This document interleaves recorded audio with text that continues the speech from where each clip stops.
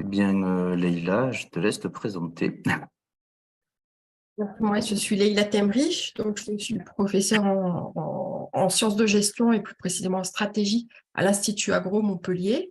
Et je travaille particulièrement sur le lien entre innovation et responsabilité sociétale des entreprises. Alors, sur cette étude-là, je précise, c'est surtout Issiar Pavez qui n'est pas là, qui a participé. Donc, moi, je présente un petit peu euh, euh, disons, pas tout à fait en remplacement, mais presque.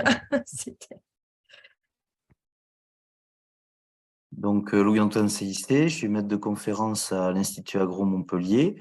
J'enseigne la gestion, plus précisément la finance, notamment d'entreprise. J'interviens dans différentes formations, mais dont aussi le cursus, l'option Vitiono. Et je travaille beaucoup en termes de recherche sur la filière vin, les entreprises de la filière vin. Assez souvent aussi les coopératives, mais pas que. Voilà. Et donc, ça fait partie de nos travaux en cours, voilà, qu'on va vous présenter. Donc, je pense que je vais y aller. Donc, comme l'a dit Camille, on voulait vous présenter donc un travail, une partie en fait de travail qui a été réalisée sur les innovations technologiques et organisationnelles dans les entreprises de la filière vin. Donc, comme l'a dit avec Leïla, avec aussi notre collègue ingénieur de recherche Issiar Pavez, qui est en déplacement en ce moment, qui ne pouvait pas être là aujourd'hui. Il faut remarquer aussi qu'il y a on ne l'a pas mis en tant que telle, mais elle est associée à pas mal de travaux qu'on a fait récemment. On a eu une stagiaire aussi de l'Institut Agro Montpellier, Talia Struck, qui nous a beaucoup aidé avec son travail de stage de 2e année. Donc, on vous propose de vous présenter le contexte et l'objectif de ce travail. C'est un travail un peu plus global, on va vous en parler dans 30 secondes. La méthodologie employée, les résultats à travers la caractérisation des innovations technologiques et organisationnelles, mais aussi les freins à l'innovation que l'on a pu détecter, et puis en guise de synthèse, quelques points particuliers et des perspectives à venir. Donc, en ce qui concerne le contexte et l'objectif de ce travail, c'est une étude qui a été réalisée à partir de 2020 jusqu'en 2022 dans le cadre d'une autre chaire qui s'appelle la chaire INFAC sur les innovations dans les filières agricoles et qui est centrée sur les entreprises de la filière vin, mais le contexte, lui, est sur toute l'agriculture, puisque comme vous le savez, avec les impératifs liés et des changements cruciaux liés au réchauffement climatique, mais aussi à la volatilité des prix et aux variations énormes de production, il y a un contexte très fluctuant qui fait que les entreprises, de manière globale dans les filières agricoles, cherchent à sécuriser leurs approvisionnements et couvrir leurs risques. En matière d'agriculture et de viticulture, il y a beaucoup d'entreprises qui travaillent avec des signes officiels de qualité, les SIQO, et qui orientent leur production vers des objectifs maintenant davantage orientés vers la durabilité, liés évidemment au changement climatique, mais aussi aux transitions qui sont en cours et aux modes de consommation aussi qui sont beaucoup plus orientés vers le bio notamment, mais pas que, les produits plus durables. Avec des démarches aussi d'innovation qui peuvent être plus ciblées dans cette direction, c'est ce qu'on va voir. Donc, on a choisi de filière pour faire cette étude parce qu'en Occitanie notamment, elle est de première importance, en France évidemment aussi. Alors, on verra, l'étude n'est pas que sur l'Occitanie, mais principalement. On a aussi une région donc viticole occitane qui est très importante, à près de 250 000 hectares de vignobles, et une filière qui est façonnée par les AOP et les IGP. Donc, c'est intéressant de voir aussi l'articulation entre ces appellations ou ces indications géographiques et les innovations. Et on a aussi et surtout dans la filière vin un tissu de PME, voire de TPE, avec au niveau des exploitations un peu moins de 60 000 exploitations, c'était le recensement 2020, et dans toute la filière de la production à la commercialisation, 1500 entreprises au-delà de la production, bien entendu, plutôt la transformation et la commercialisation. Et donc, on a voulu, à travers cette étude, caractériser les modes de gouvernance des entreprises qu'on a enquêté, leur type d'innovation, c'était très ouvert comme recherche, et c'est plutôt à vocation exploratoire, et les caractéristiques de leur durabilité, et plus exactement, comment elles pouvaient aussi caractériser leur performance durable.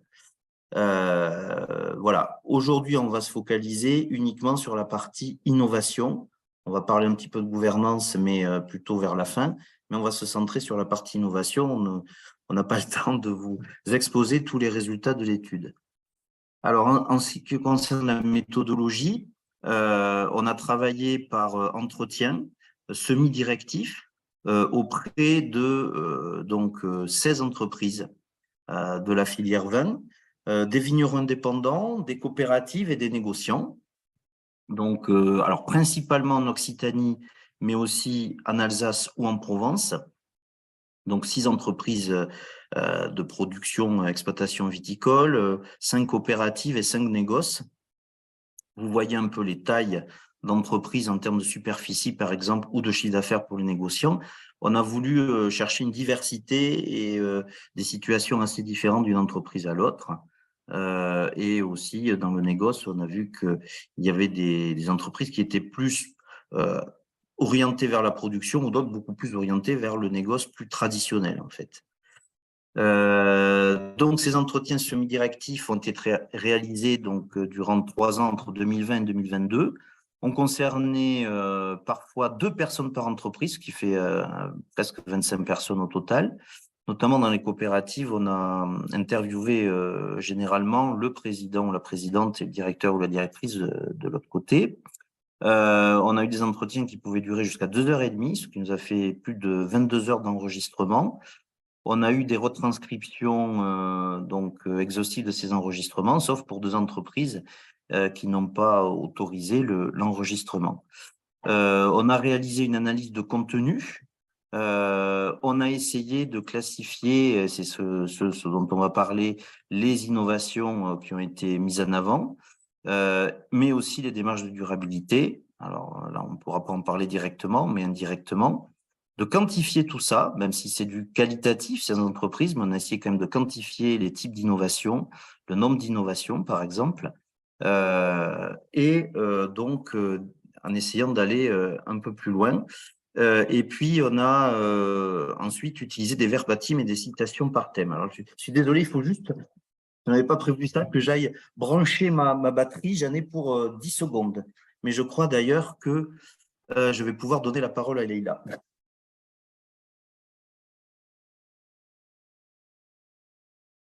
Tu me passes les diapos, pardon. Oui, voilà. Voilà, donc justement, on va caractériser maintenant ces innovations. Alors, pour caractériser les innovations, on s'est basé sur les définitions données par la dernière version du manuel d'Oslo, qui est utilisé pour les enquêtes internationales en matière d'innovation. Donc, petite définition, le manuel d'Oslo définit l'innovation comme d'entreprise, comme un produit ou un processus d'affaires nouveau ou amélioré, ou une combinaison de ces 2 éléments, qui diffère sensiblement des produits ou processus précédents de l'entreprise. Donc, ça signifie qu'il faut qu'il y ait quand même une différence significative, il y a toujours une appréciation, et surtout qui a été commercialisé ou mis en œuvre par cette entreprise, que d'ailleurs cette commercialisation, cette mise en œuvre ait été une réussite ou un échec. Ça, c'est pas très important. Donc, ce qui est appelé innovation de produit, c'est l'introduction sur le marché d'un bien ou d'un service. Donc, dans l'innovation de produit, on peut retrouver des biens, on peut retrouver des services nouveaux ou améliorés, et qui, bien sûr, encore une fois, qui diffèrent des biens ou des services proposés jusque-là par l'entreprise.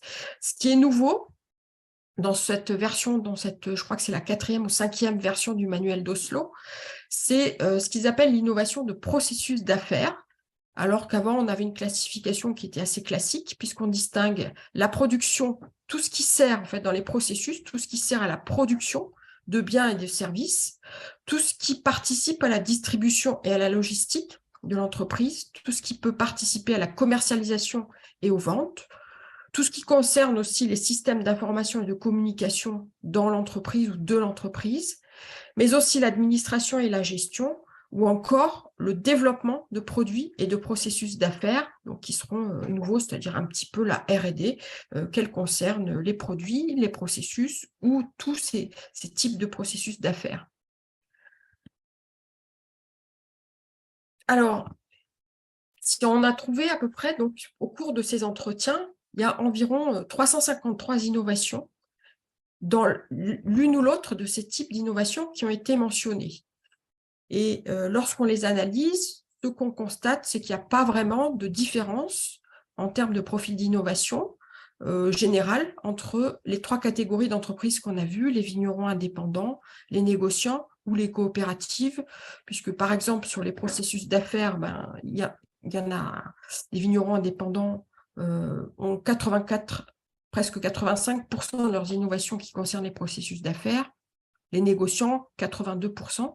Et en termes de produits, évidemment, c'est le reste, 15,2% pour les vignerons indépendants, près de 18% sur les négociants. Mais on voit bien qu'il n'y a pas de différence significative lorsqu'on se situe à un niveau très général.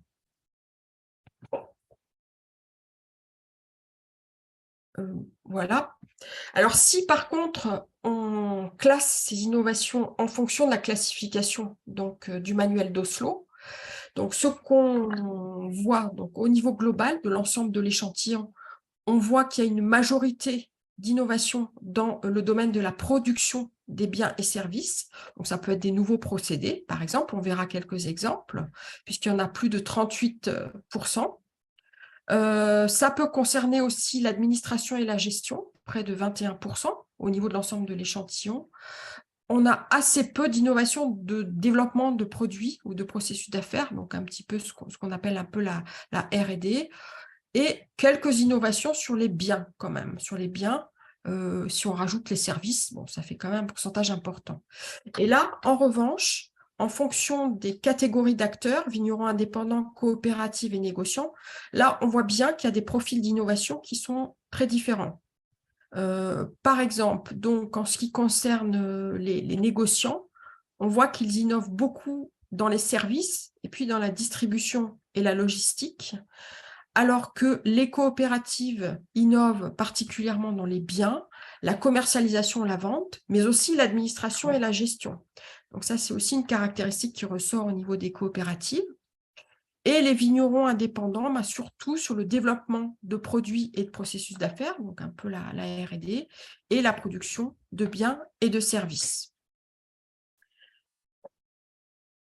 Alors, quelques exemples, on a juste mis quelques exemples. On a reclassé un petit peu, on a défini des innovations qui touchent plutôt qui sont d'origine technologique, et puis d'origine plutôt organisationnelle. Donc, par exemple, les cépages résistants, les cépages adaptés à la sécheresse, ou la lutte anti-gel, des prototypes d'identification de la flore spontanée, le free cooling, ou des chaînes d'embouteillage automatisées. Donc ça, ce sont des innovations qui touchent à la technologie qui ont été mentionnées. Alors, on n'a pas fait Parfois, ça peut être une fois ou deux, donc on n'a pas fait de comptage pour chacune de ces innovations. Et d'autres types sont des exemples, donc des fusions, qui sont des innovations organisationnelles, ou la création de filiales qui touchent vraiment au fonctionnement de l'entreprise. Ça peut être aussi des nouveaux modes d'organisation, par exemple l'introduction d'une cellule de coaching ou bien d'un comité des parties prenantes pour la RSE. Un nouveau service également, qui peut être un service de R&D qui a été créé. Et puis, ça peut être aussi de nouveaux outils de type tableau de bord, ou bien, là aussi, donc, des contrats de conversion à l'agriculture biologique qui apparaissent pour l'entreprise qui les met en œuvre comme des innovations de type organisationnel. Ensuite, voilà, on a aussi reclassé les innovations, alors en fonction vraiment de type assez précis. Donc, par exemple, 18% des innovations ont concerné la gouvernance, 12% les nouveaux produits. Donc ça, ce sont les innovations qu'on a rencontrées le plus souvent. 11% ont concerné la vinification, 10% le numérique. Donc, on voit bien que le numérique, c'est quelque chose qui est en train de monter. 8% les modalités de gestion des ressources humaines, 7% le commerce interne et externe, 7% le vignoble, 5% les cépages, 5% le tourisme, 5% la logistique inversée, 4% la gestion de l'eau et de l'énergie, qui va probablement monter en puissance par la suite, et puis 1% seulement la R&D. Voilà, donc on trouve beaucoup gouvernance, nouveaux produits, et puis parfois donc la vinification et le numérique, dont l'importance est croissante. On a alors fait vraiment, pour l'instant, c'est une ébauche, pour l'instant, on a essayé de reclasser ces innovations en fonction du pilier de la durabilité qui est concerné. Donc, on a le pilier économique en marron, en haut, dans le graphique du haut. On voit bien que c'est lui qui concentre la majorité des innovations, qui domine largement. En second lieu, on a le pilier environnemental, en vert. Et enfin, le pilier social, qui est assez peu cité, finalement. On a vu d'ailleurs en RH, ce n'est pas extrêmement important. Et on a essayé aussi de classer ces innovations. Et certaines pouvaient porter sur 2 piliers à la fois. Bon, la grande majorité ne portait que sur un seulement des piliers de la durabilité. On a pris les piliers classiques, économique, social, environnemental de la durabilité. Il y avait quand même un certain nombre qui pouvaient porter sur 2 piliers et une toute petite partie, mais assez peu, mais enfin c'est quand même notable parce que ce n'est pas évident non plus, qui pouvait porter sur les 3 piliers. Alors là, c'est quelque chose qu'on doit développer davantage, mais on n'est pas encore. Voilà, donc je te repasse la parole, Antoine.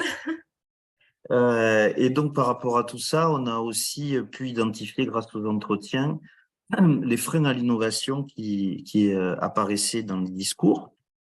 Il y a des freins de nature externe et des freins de nature interne. De nature externe, les marchés, la réglementation, qui est très importante en matière de filière vin, et aussi le poids de la tradition sont mentionnés majoritairement. Et en termes de facteurs internes, on voit qu'il peut y avoir les aspects financiers, de financement notamment des entreprises, mais aussi de ressources humaines. Alors là, vous avez un peu un diagramme qui montre des verbatims, justement, concernant tous ces freins. On peut en prendre quelques-uns. Sur les marchés, on nous dit que le contexte géopolitique est vraiment complexe et qu'il y a souvent un retour au protectionnisme. Alors ça, on a vu notamment, il n'y a pas si longtemps que ça encore, les problèmes liés aux taxes Trump qui avaient touché le marché américain et qui avaient certainement freiné beaucoup de choses, évidemment la commercialisation, mais aussi peut-être la montée en puissance de certains nouveaux produits. Au niveau de la réglementation, ça c'est vraiment cité très souvent de manière différente. On nous parle de l'irrigation, il a fallu 20 ans pour irriguer les vignes AOP.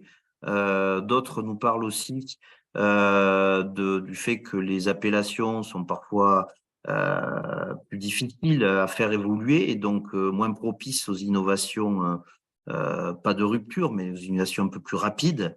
Donc on parle de nouveaux vignerons qui cherchent plus de liberté en dehors des AOC, par exemple. On compare aussi aux autres pays, notamment à l'Italie.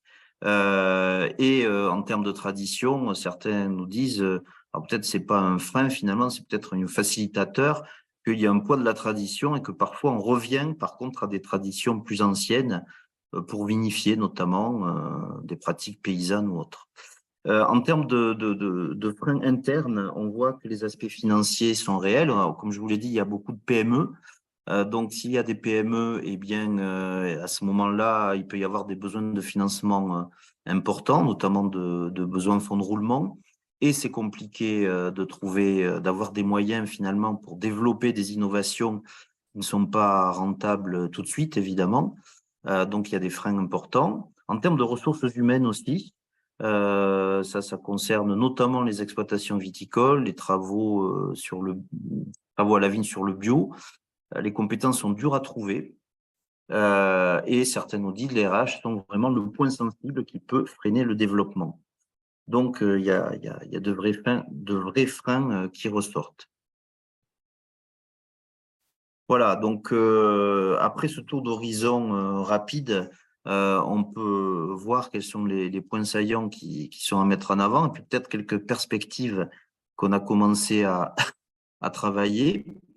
Bon, on peut voir comme l'a montré Leïla, il y a des innovations nombreuses, notamment en matière de production de biens et services, mais aussi en administration-gestion. Donc, il y a notamment, et on l'a vu sur les aspects gouvernance, beaucoup d'innovations organisationnelles liées au management et à la gouvernance. Donc ça, c'est un point assez marquant. Il y a aussi beaucoup d'innovations liées à des préoccupations économiques, et ça, c'est bien évident, mais aussi un certain nombre qui sont très tournés vers l'environnement, du fait du changement climatique et des transitions en cours. Il y a peu d'innovations à caractère social, mais on est d'accord, il s'agit uniquement de citations et pas d'une exhaustivité. C'est ce qui venait à l'esprit de nos interlocuteurs quand on les entretient. Ce qui est à souligner aussi, c'est qu'il peut s'agir d'innovations récentes, mais parfois, enfin, nous n'avons pas limité ça dans le temps, donc il peut y avoir aussi un certain pas de temps qui a été pris en compte par certains interlocuteurs et par d'autres non. L'effet de la perception aussi des signes officiels de qualité, AOP, IGP.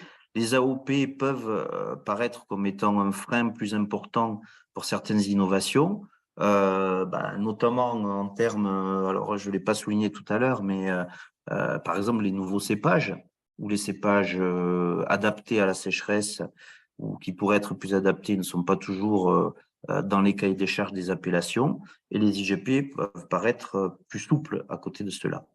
Il y a quelques différences, on l'a vu, selon le type d'entreprise, mais bon, c'est à creuser encore, et il y a peut-être des déterminants de l'innovation qui pourraient aller au-delà de la simple différence entreprise, vigneron, coopérative ou négociant. Donc, voici un petit graphique sur les 16 entreprises qui classe en fait par gradient de taille, chaque point est une entreprise, gradient de taille décroissant, donc c'est le chiffre d'affaires, donc les plus importantes sont à gauche et les plus petites à droite en termes d'entreprise, et de nombre d'innovations, un nombre d'innovations croissant. Donc on voit que déjà, il y a peut-être une certaine relation entre la taille de l'entreprise et le nombre d'innovations. Ça ne fait pas la qualité des innovations, c'est juste le nombre d'innovations. Et puis, en termes de gouvernance, il peut y avoir quelques différences selon les types d'entreprise, on l'a vu, mais on se dit que même selon le mode de gouvernance, on a essayé d'aller un peu plus loin, mais c'est encore qualitatif, sur la façon de prendre les décisions ou de contrôler la prise de décision. On voit que les entreprises à gouvernance plus centralisée, déjà ont tendance à être plus importantes en termes de taille, en tout cas dans cet échantillon-là, et semblent donc être plus propices à un plus grand nombre d'innovations, alors que les entreprises à la gouvernance plus contractuelle, c'est-à-dire une gouvernance qui est en lien, par exemple, avec l'aval, amont-aval, avec des contrats, des contractualisations pluriannuelles, etc., sont souvent le fait d'entreprises de taille plus réduite et donc aboutissent, en tout cas sur cet échantillon, à moins d'innovation en termes de nombre, hein, encore une fois, pas en termes de qualité. Donc, voilà un petit peu les pistes et merci pour votre attention. Merci à tous les deux.